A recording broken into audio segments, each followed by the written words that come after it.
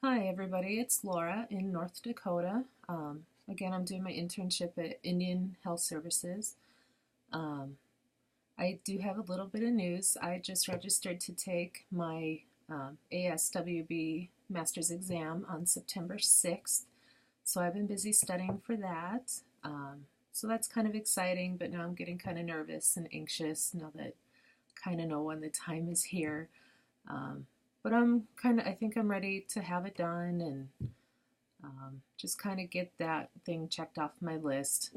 But my question for this week is how, after you graduate and you're working in the field, how do you expect to get supervision? Just to have somebody to bounce things off of? Um, are you expecting to work in an agency that has other MSWs or LICSWs that you'll be able to bounce things off of?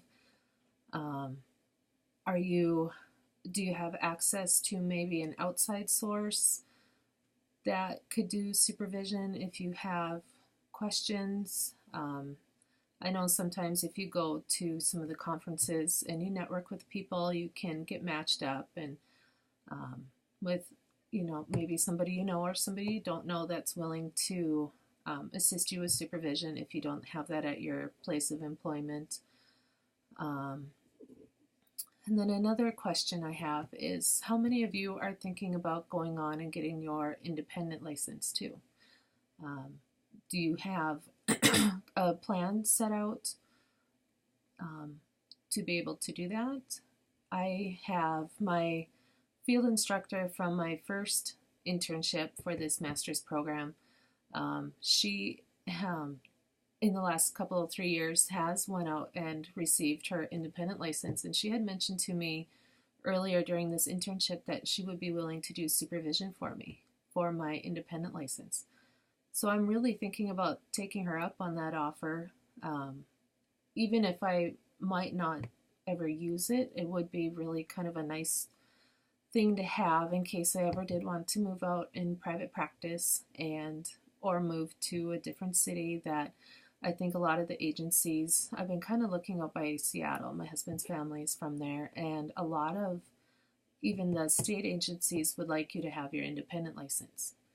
Um, so that's just another question if you guys are kind of thinking of that or not. And then also related to that, do you expect to pay for supervision for either just while you're employed, if it's an outside source, or if it's you going after your independent license?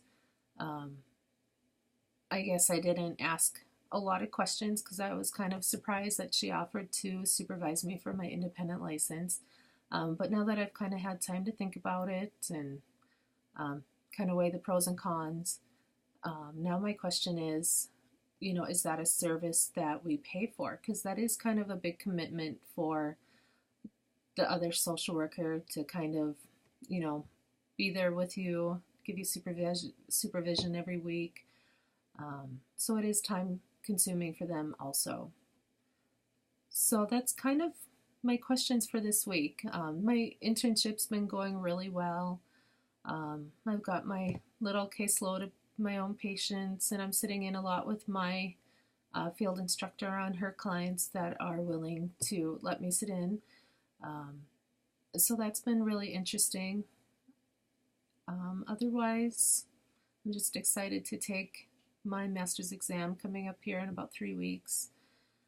And as far as supervision goes, again, I did witness some yesterday when I was at my placement, and I was really kind of happy to see it because I hadn't seen much of it. I mean, I'm always asking questions of the other social workers, but I noticed one of our other counselors that's not a social worker, I think he's an LPCC, he was asking um, one of the MSW, or actually she's an LICSW, for some guidance on what to do with one of his clients. And they just kind of bounced things off of each other, and she helped him, gave him another idea that he might have not thought about, and just kind of reassured him that he did everything right and to maybe try this.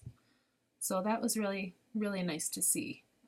Everybody does really work together really well at my internship. So I guess those are my questions about supervision, and if you're going on for your independent license, and are you thinking that supervision um, after we graduate is something we have to pay for, or is it just kind of done as a professional courtesy? I look forward to your answers. Thanks.